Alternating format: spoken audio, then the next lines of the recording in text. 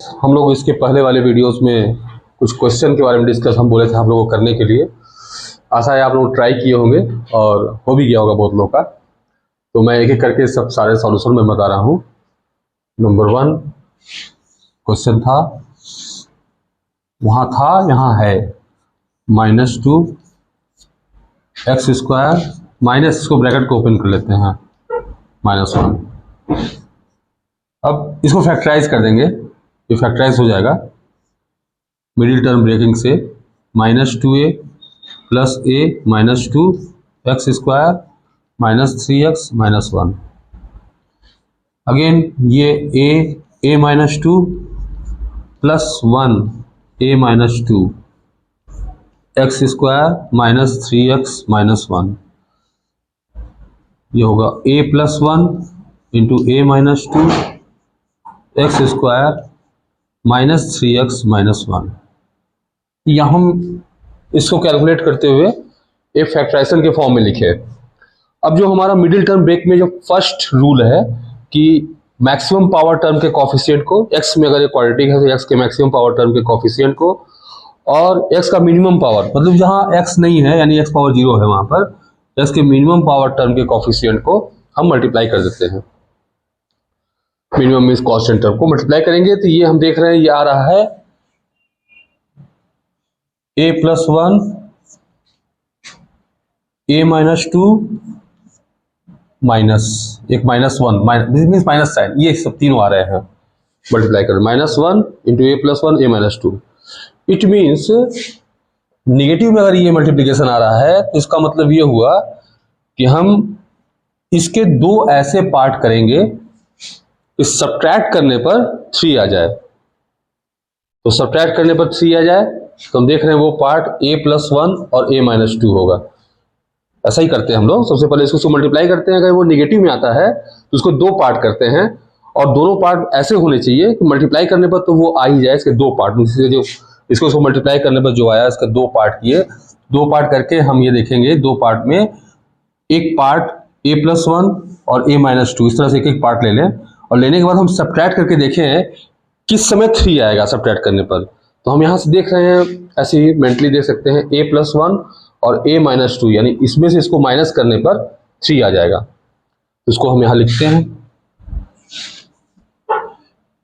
a plus 1 a -2 x square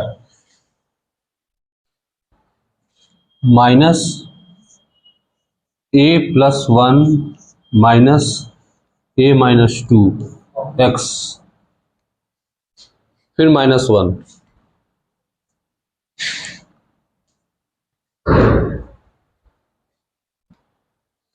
तो अब इसके बाद इसका अगला स्टेप इधर देखते हैं। तो ये इक्वल टू होगा, मतलब ये यहाँ लिख रहे हैं, तो equal to a plus 1 a -2 x square, इत्मीनान से इसे भी मल्टीप्लाई कर दो, minus a plus 1 into x, x से a प्लस 1 मल्टीप्लाई, फिर माइनस साइन है, minus a plus 1 into x, फिर minus minus plus plus sine होगा a -2 into x plus a -2 into x. इसको एक लाइन, बॉर्डर लाइन ड्रॉ कर देते हैं ताकि कंफ्यूजन ना हो, और फिर -1 है। अब यहाँ इन दोनों में कॉमन ले, कॉमन मीन्स भाई HCF, तो a प्लस 1 x दोनों में कॉमन हो रहा है, कॉमन को डिवाइड करते हैं बारी बारी से, इस पर डिवाइड करेंगे यहाँ a -2 x और माइनस इसे डिवाइड करेंगे तो -1। अब इन दोनों में, दोनों टर्म में कुछ नहीं कॉमन दिख रहा है तो 1 कॉमन ले, प्लस 1, 1 से डिवाइड करेंगे, सेम टू सेम जैसा था वैसा ही आएगा। इट मीन्स ये हुआ a plus 1 into x plus 1, एक bracket, a -2 into x -1 second bracket. ये इसका फैक्टराइजेशन हो गया। तो गाइस नेक्स्ट क्वेश्चन था ये second, x square minus 5x plus 14 minus 4 5x -4। इस क्वेश्चन को एट ए ग्लांस देखने पर कुछ भी समझ में नहीं आता तो क्या करें, तो मल्टीप्लाई कर देते हैं इसको, x power 4 minus 5x cube plus 14x² minus 20x plus 16। जाहिर सी बात है कि x⁴ है, इट मीन्स इसके अगर दो फैक्टर होंगे तो एक दोनों ही क्वाड्रेटिक होंगे या एक क्यूबिक होगा और एक क्यूबिक नहीं होगा, लीनियर होगा, एक ऐसा भी हो सकता है। लेकिन फिर भी जो इस चांस हम देखते हैं कि x⁴ और 16 ये स्क्वायर वाले टर्म हैं और यहां से कुछ ले लेते हैं 8x², ये मिलकर x² प्लस 4 का होल स्क्वायर हो जा रहा है। जो बाकी बचा हुआ उसको लिखते हैं -5x³ माइनस 20x, ये जो बचा हुआ है, और इसका यहां से 6x² बचा हुआ है प्लस 6x², बाकी सारे के सारे एब्जॉर्ब हो गए हैं। तो ये हो गया x² प्लस 4 का होल स्क्वायर माइनस, इसमें अगर हम 5x कॉमन ले लें -5x, तो ये होगा x² प्लस 4 और प्लस 6x²। अब ये एक कंफर्टेबल फॉर्म में बदल गया है जहां हम x² प्लस 4 को z मान लेते हैं। लेट या मानते हैं x² plus 4 equal to z, ये होगा z का square minus 5xz plus 6x²। Now we can factorize it, इसको फैक्टराइज कर सकते हैं। पहले z² का कॉफिशिएंट 1 और z पावर 0 किसमें है, जो सबसे कम मतलब कांस्टेंट टर्म का। तो कांस्टेंट टर्म मतलब यहाँ x भी है वेरिएबल, अगर हम लेकिन z में अगर हम क्वाड्रेटिक मानते हैं, if you suppose it as a polynomial in z, then x will be constant here. तो दैट इज ये कांस्टेंट है, ये कांस्टेंट है, तो कांस्टेंट टर्म को और z² वाले टर्म के कॉफिशिएंट को मल्टीप्लाई करेंगे तो 1 इंटू 6 इक्वल टू 6। अब 6 के दो पार्ट ऐसे करने हैं, प्लस 6 आ रहा है ये, तो 6 के दो पार्ट ऐसे करने हैं कि ऐड करने पर 5 आ जाए, तो यानी 3 और 2 होगा। तो इसको लिख सकते हैं z² minus 3xz minus 2xz और प्लस 6x²।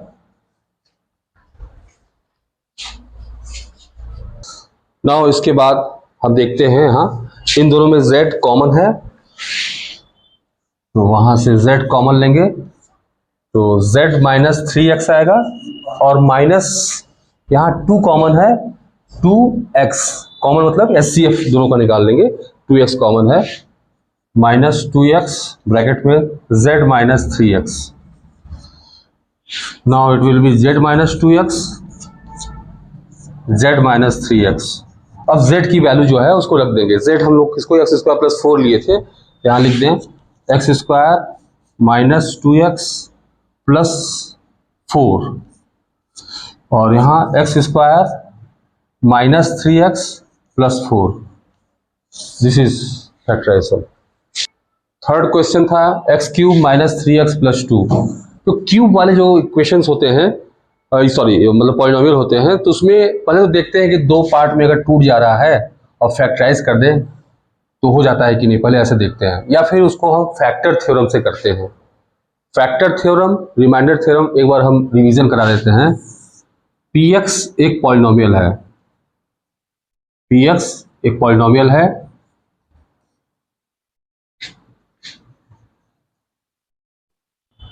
ये डिग्री ग्रेटर देन 1 और इक्वल टू 1, और से हम x माइनस a से डिवाइड करते हैं, a से डिवाइड करते हैं, डिवाइड करते हैं।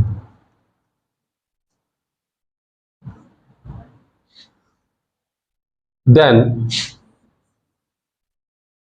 रिमाइंडर यानी शेषफल, रिमाइंडर बोलेंगे या शेषफल, यानी डिवाइड करने में जो शेषफल आएगा that is equal to PA आएगा। ये है रिमाइंडर थ्योरम, शेषफल प्रमेय, इसको कहते हैं शेषफल प्रमेय या रिमाइंडर थ्योरम। रिमाइंडर थ्योरम या शेषफल प्रमेय।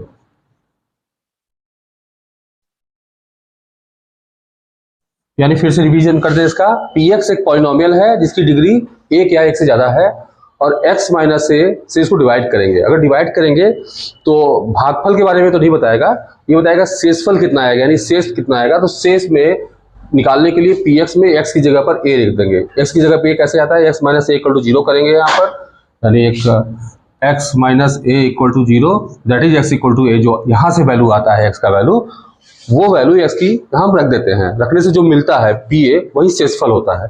और इसी के साथ साथ गुणनखंड प्रमेय यानी फैक्टर थ्योरम,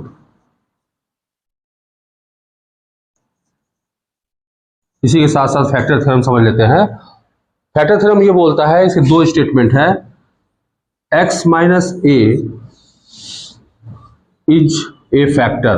अगर x माइनस ए फैक्टर है पॉलिनोमियल का, then p of a equal to 0। Means यहाँ 0 होना है, शेषफल 0 हो जाएगा। वैसे भी जब हम डिवाइड करते हैं, जब वो उसका फैक्टर होता है, गुणनखंड होता है, तो जो शेष होता है वो शून्य आता है। तो x minus a is factor, तो p इक्वल टू 0। और दूसरा स्टेटमेंट कहता है अगर p a इक्वल टू 0 है, यानी इम्प्लाइज दैट, मतलब ये है, कंडीशन दिया है तो ये होगा, और ये कंडीशन दिया है तो x माइनस ए एक फैक्टर होगा।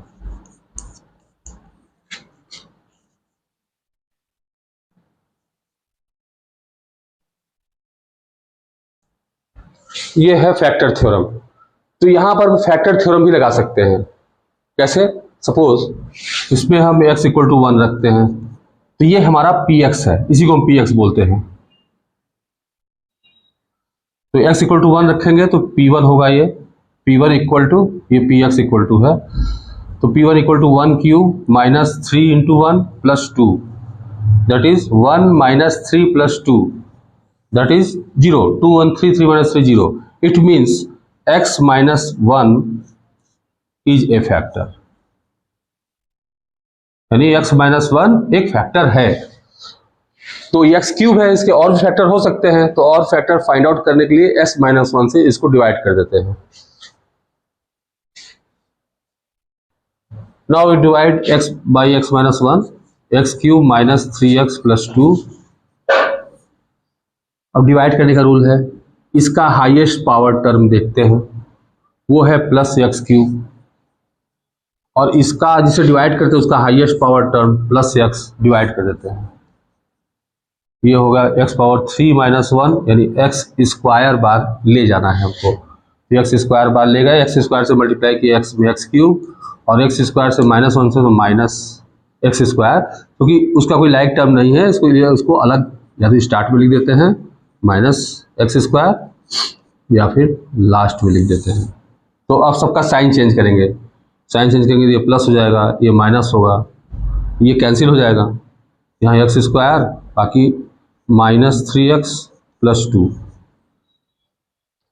फिर हम इसका हाईएस्ट पावर टर्म देखते हैं प्लस एक्स स्क्वायर, और इसका highest power plus x, divide करते हैं तो प्लस एक्स आता है, तो प्लस एक्स बढ़ जाएगा। तो x square, x minus 1 minus x, sine change, ये cancel out, minus 3x plus x, that is minus 2x plus 2।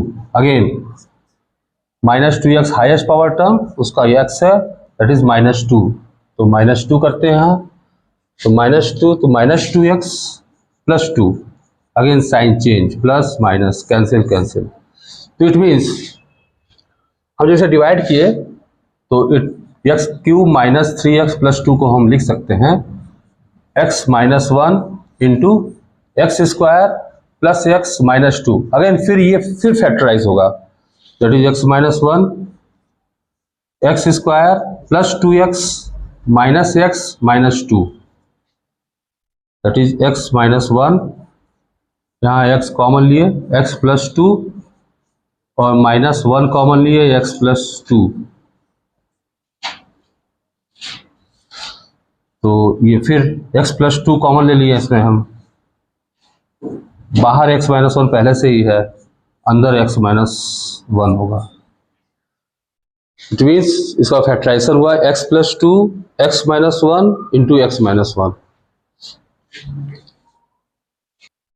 तो गाइस इस क्वेश्चन में, ये फैक्टराइजेशन लास्ट वाला क्वेश्चन था, इसमें अगर हम ए square plus c square minus 2ac को साथ ले लें तो माइनस 2b कॉमन लेंगे तो a प्लस सी हो जाएगा यहाँ पर। तो ये a माइनस सी का whole square minus 2b a plus c. अब हम ये जानते हैं कि a माइनस सी का होल स्क्वायर और a प्लस सी के होल स्क्वायर में रिलेशन होता है, वो होता है a माइनस सी का whole square equal to a plus c का होल स्क्वायर माइनस 4ac। ये होता है फॉर्मूला। तो हम यहाँ रख दें a माइनस सी का होल स्क्वायर, तो a माइनस सी का होल स्क्वायर हम लिख सकते हैं इसको a प्लस सी का whole square minus 4ac minus 2b a plus c. यानी फिर a प्लस सी को हम कुछ देर के लिए z या y कुछ सपोज कर लेते हैं, y सपोज करते हैं, तो y square minus 2by minus 4ac।